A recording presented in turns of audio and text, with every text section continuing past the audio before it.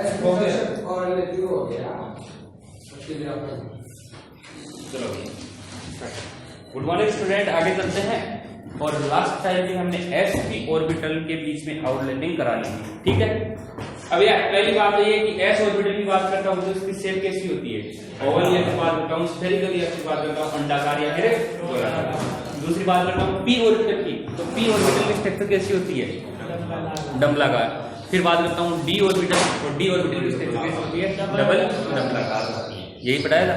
अब ध्यान से देखो, पहला हमने पढ़ाया था एस पी ऑर्बिटल के बीच में क्या, आउटलाइनिंग। अब मैं बात कर रहा हूँ किसके बीच में, पी पी ऑर्बिटल के बीच में आउटलाइनिंग। या फिर बात कर सकते हैं एस डी ऑर्बिटल के बीच में आउटलाइनिंग। तो कोई भी लिख लो लिया। दूसरा लेता हूं मैं एस और डी ऑर्बिटल्स के बीच में ओवरलैपिंग, अति व्यापन। तो एक बात बताओ, एस डी ऑर्बिटल की बात करता हूं तो डी ऑर्बिटल किधर से ओवरलैपिंग कर सकता है, एक्सियल करेंगे या फिर नॉन एक्सियल करेंगे, मतलब अक्षीय करेंगे। या फिर बात करता हूं अगर मैं जो वह कक्षक जो कि दोनों अक्षों के बीच में पाए जाते हैं, जिनको क्या बोला था मैंने, T2G, और जो कक्षक अक्षों के बीच में या फिर अक्षों पे पाए जाते हैं उन्हें क्या बोला था मैंने, EG। अब देखो सर्वप्रथम मैं बात करता हूं d x square Y square और कौन सा डी जेड स्क्वायर। एक d x square Y square की बात करता हूं तो भैया इनकी जो लोब्स होती हैं, पालियां होती हैं, वो अक्षों के क्या होती है, अनुदिश होती है। इन्हें बोलते हैं अलोंग द एक्सिस, और उनको बोला जाता है in between two axis. Between का मतलब होता है दो अक्षों के बीच में, और अलोंग का मतलब होता है अनुदिश। तो भैया ये क्या होता है, इन अक्षों के अनुदिश होता है, ठीक है, ठीक है, ये हो गया। और दूसरा एस ऑर्बिटल के तहत स्फेरिकल, उसको कहीं से भी जोड़ दो भैया, ठीक है। तो इस अक्ष के अनुदिश अगर ये जुड़ता है, अक्ष के अनुदिश अगर ये जुड़ता है तो कौन से बॉन्ड का निर्माण होगा भैया, अच्छा सिग्मा। इस पानी के साथ इसका ओवरलैपिंग होगा।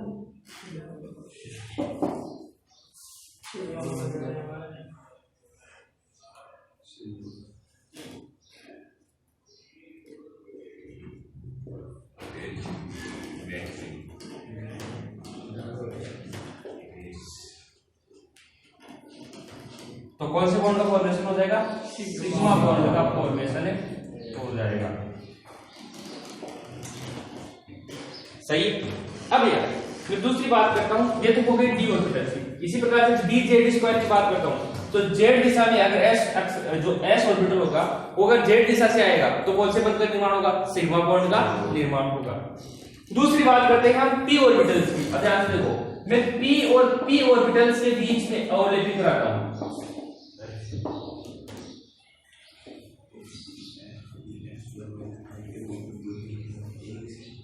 हाँ सही है, इधर से भी कर सकता है, बनेगा तो सिग्मा बॉन्ड ही। लेकिन क्या बीच से कर सकता है क्या, अगर ये अक्ष से आएगा तो कहां से कर पाएगा, दोनों के बीच में अपनी पा लिया तो फिर कोई बॉन्ड का फॉर्मेशन नहीं होगा। देखो भैया पहली बात करता हूं पी पी के बीच की, और इनमें सबसे पहले बात करता हूं अक्षीय के अनुदिश।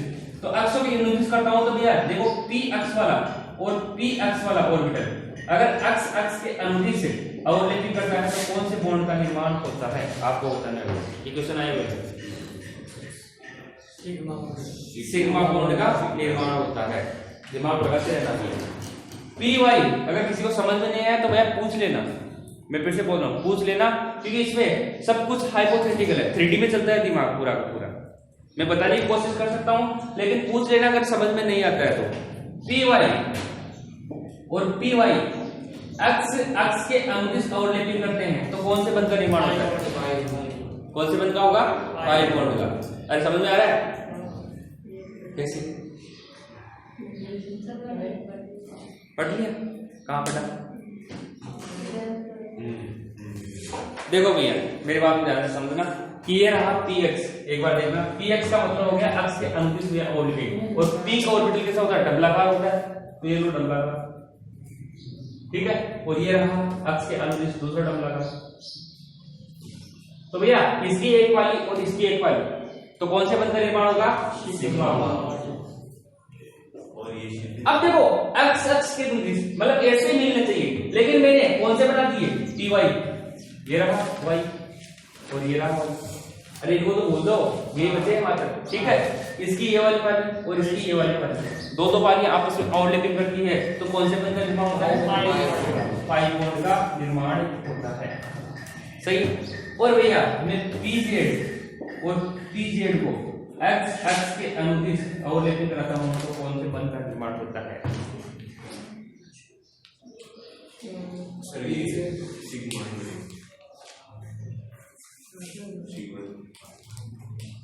सोचो सोचो सोचो, दिमाग लगाओ। देखो भैया ये तो होती है एक्स एक्स, ऐसे ऐसे मिलाया तो भैया एक रो मिली, फिर मैंने ऐसे कर दिया तो वाई कर दिया, तो इसकी ऊपर वाली इसकी नीचे वाली तो कौन सी हो गई, पाई। अब ऐसे कर दिया एक्स एक्स तो पाई तो होगा, अरे पाई तो बनेगा, ठीक है। तो कौन से बंध का निर्माण होता है, पाई बंध का निर्माण होता है, ठीक है। अब ये ध्यान से बताना, मैंने एक ले लिया पी एक्स, ठीक है, और दूसरा ले लिया मैंने पी वाई, और मैंने एक्स एक्स के अनुदिश ओवरलैपिंग कराने की कोशिश की, तो कौन से बॉन्ड का निर्माण होगा, आ गया भाई का नहीं बनेगा, कभी भी नहीं बनेगा भैया। देखो ये तो रहा एक्स वाला और ये रहा वाई वाला, अब भैया इसकी नोब तो ऊपर नीचे, इसकी इधर और इधर, बीच में तो कोई नोब होती ही नहीं है, तो भैया क्या बन जाएगा, नॉन बॉन्डिंग। नॉन बॉन्डिंग का मतलब हो गया कोई भी बंध नहीं बनेगा,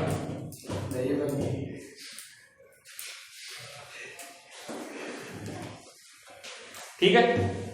ये हो गया भैया पी के बारे में पूरी डिटेल आ गई, ठीक है। इसी प्रकार से कैसे भी क्वेश्चन दे सकता हूँ, ये कर सकते हो इजीली एग्जाम में, ऐसे पूछते हैं एग्जाम। ये अभी तो बहुत अच्छे लग रहे हैं, लेकिन 2 दिन के बाद भी पूछूंगा ना, उतारो समझा।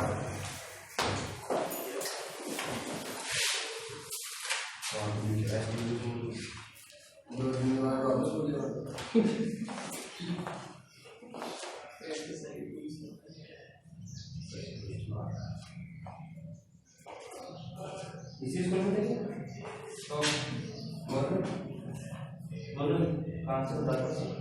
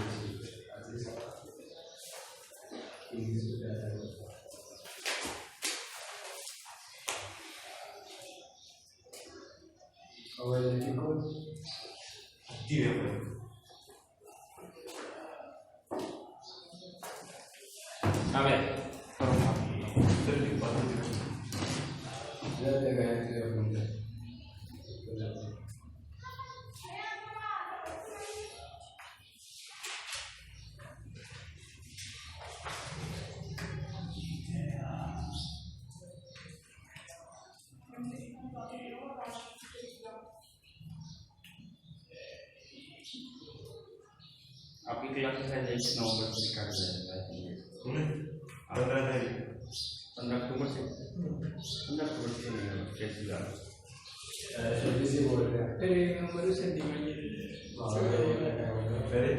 वैसा बिजनेस का हिसाब है मतलब 15 तक 4 चीज बेटा साहब को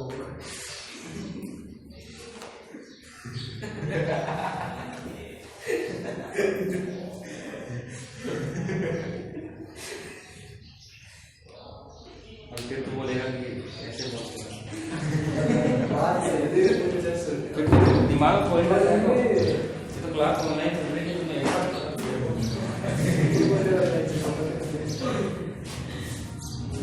आ गया हो गया क्या? आगे ये हो गया भैया पी और पेस के बीच में ओवरलैपिंग की बात कर ली है एसपी के बीच में कर ली थी हाँ ठीक है आगे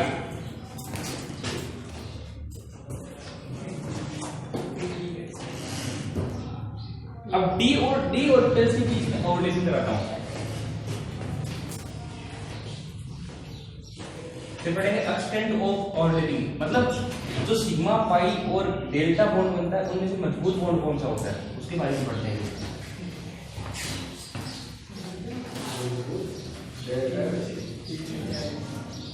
डेल्टा बॉन्ड कब बनता है जब चारों पार्टियां आपस में ओवरलैपिंग करती है जैसे कोई तो चार पकड़ पकड़ सी नहीं देखो बताऊंगा ना अगला है डी और सेल्स के बीच में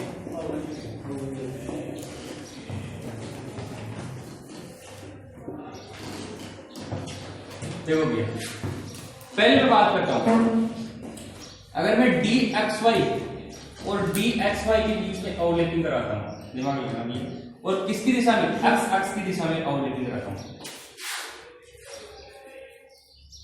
T2G वाले हैं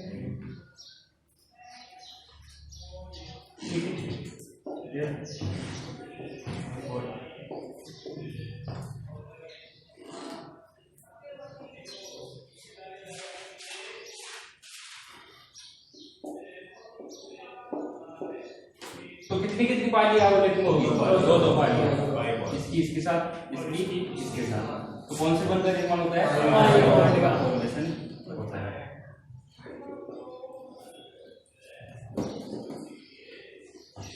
सही है इसी प्रकार से कल हमने बात की थी D x square Y square और D x square Y square तो कौन से बंद का निर्माण हुआ था सिग्मा बॉन्ड एक पाली लिख लिया ठीक है तो सिग्मा बॉन्ड का फॉर्मेशन होता है अगर मैं मेरी बात को ध्यान सुनना अगर मैं इसको जेड एक्स के अनुदिश मिलाता हूं ये तो अभी तो है एक्स एक्स के अनुदिश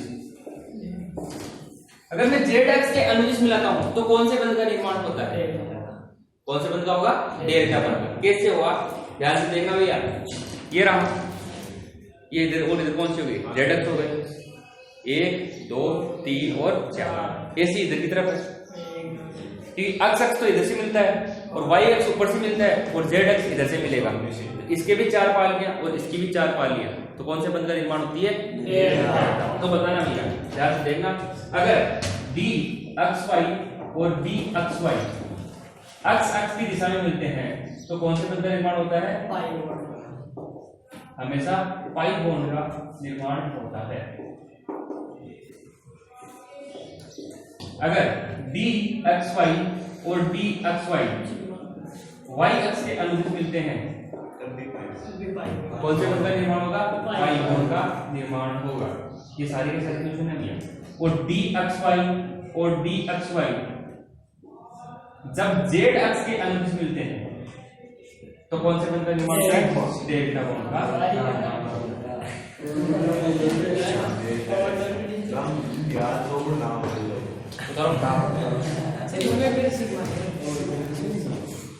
वो तो जाहिर सी बात है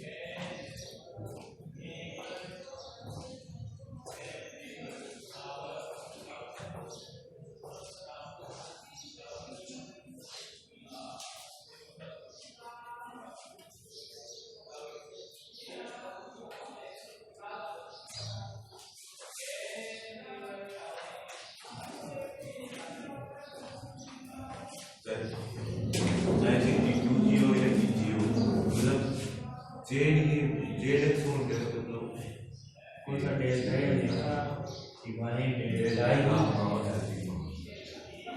क्योंकि सर कीमत पाले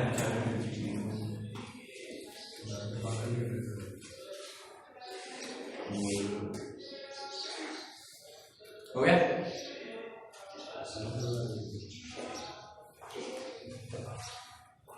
सर दिमाग में गड़बड़ी मत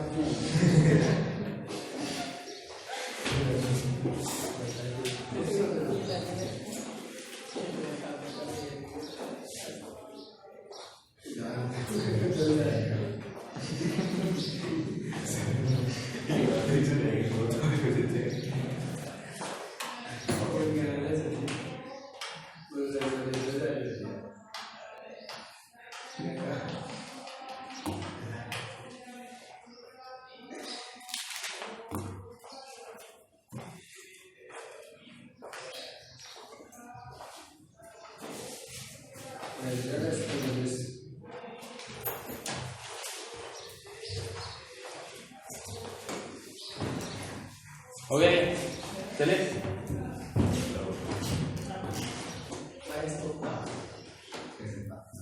ठीक है, तो ये हो गया भैया ओवरलैपिंग। कहीं से भी कुछ भी क्वेश्चन पूछ ले भैया, थोड़ा सा आपको माइंड लगाना है इसमें। देखो जिसको ऑर्बिटल्स का पता होता है, जैसे डबल डबलाकार होती है, वो अक्षों के अनुदिश कौन से अक्ष के अनुदिश ओवरलैपिंग करा रहा है वो आपको ध्यान रखना है। अगर 4 पालियां आपस में मिक्स हो रही है तो डेल्टा बन रहा है।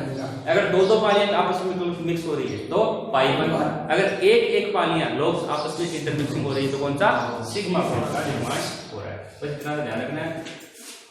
और इससे जितने क्वेश्चन आए हुए हैं वो हमने देख लिए भैया। ये क्वेश्चन है इसके बाद आगे हेडिंग लगाओ एक्सटेंट ऑफ ओवरलैपिंग।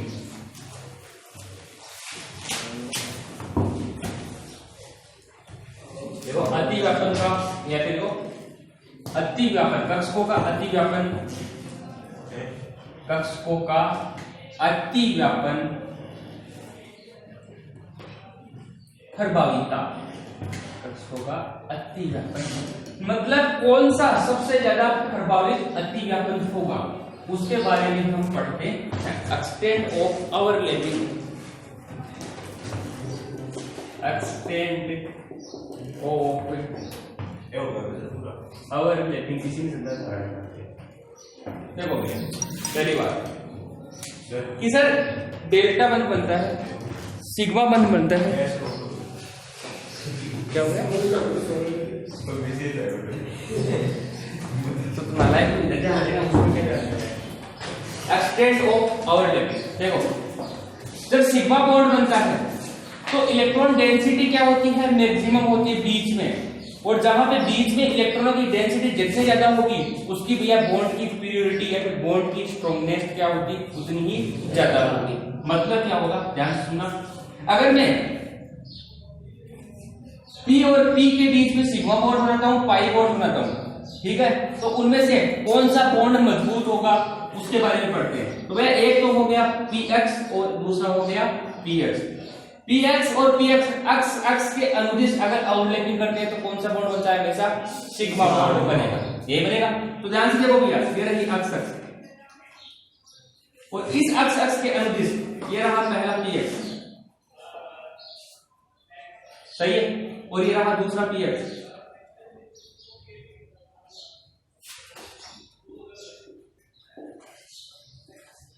ये वाई। अब इनकी ओवरलैपिंग से भैया यहाँ पे क्या हो रहा है, इलेक्ट्रॉन डेंसिटी क्या हो रही है, मैक्सिमम। अक्ष के अनुदिश जब भी एक पालियां आपस में ओवरलैपिंग होती है तो बीच में जो इलेक्ट्रॉनों की डेंसिटी होती है वो क्या होती है हमेशा मैक्सिमम, और ये मैक्सिमम बहुत ज्यादा होने के कारण इसका आकार या शेप कुछ इस प्रकार से हो जाता है भैया। और कौन से बॉन्ड का निर्माण होता है, सिग्मा बॉन्ड का निर्माण होता है। लेकिन ये भैया जब अक्ष के अनुदिश कौन सी वालियां PX और PX को मिलाया, ठीक है, इसी प्रकार से मैं इसी अक्ष के अनुदिश PY और PY को मिलाता हूं।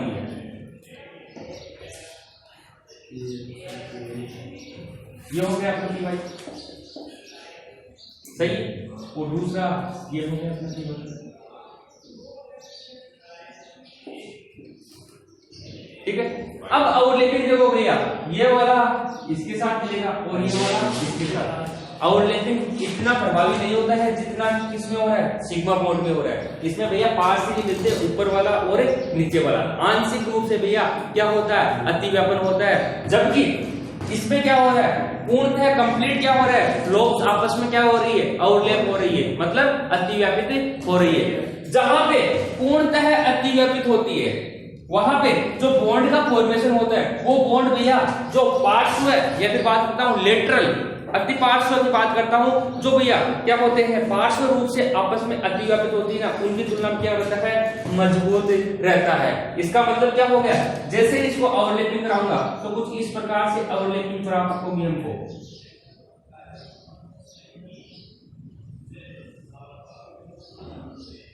यही होगा।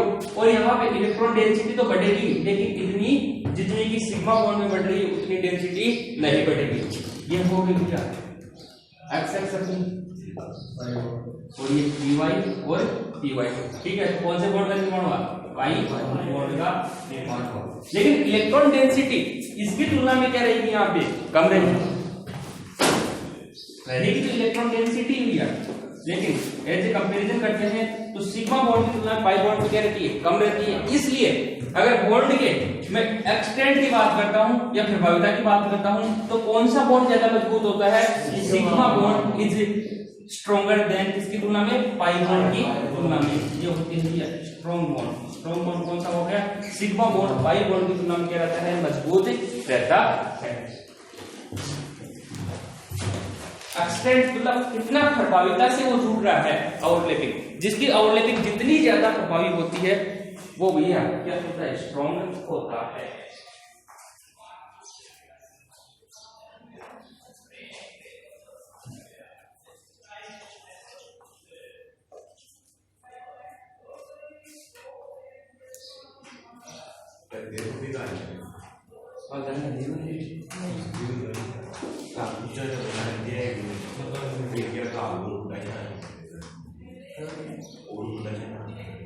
मैंने मैंने इनमें कर लो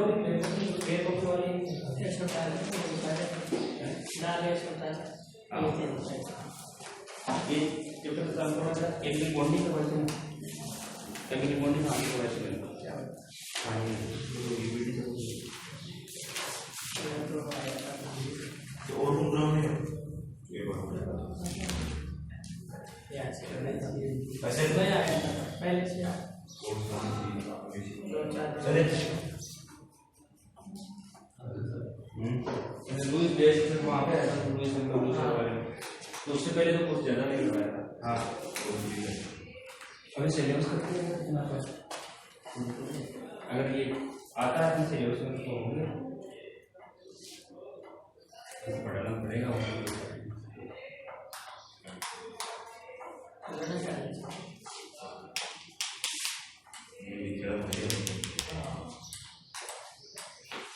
ठीक है, तो एक्सटेंट ऑफ ओवरलैपिंग की बात करता हूं, मतलब अतिव्यापन की प्रभाविता की बात करता हूं, तो जो पालियां आपस में ओवरलैपिंग मजबूती से करती है उनमें बेहद मजबूत बॉन्ड का निर्माण होता है।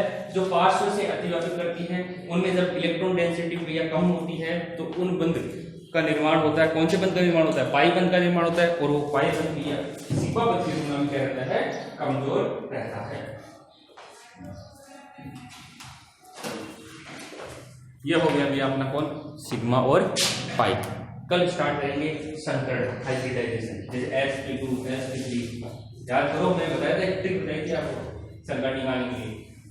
n बराबर 2 हो तो संकरण sp होता है, n बराबर 3 हो तो संकरण sp2 होता है, n बराबर 4 तो sp3 होता है। कल स्टार्ट करेंगे हाइब्रिडाइजेशन, संकरण स्टार्ट।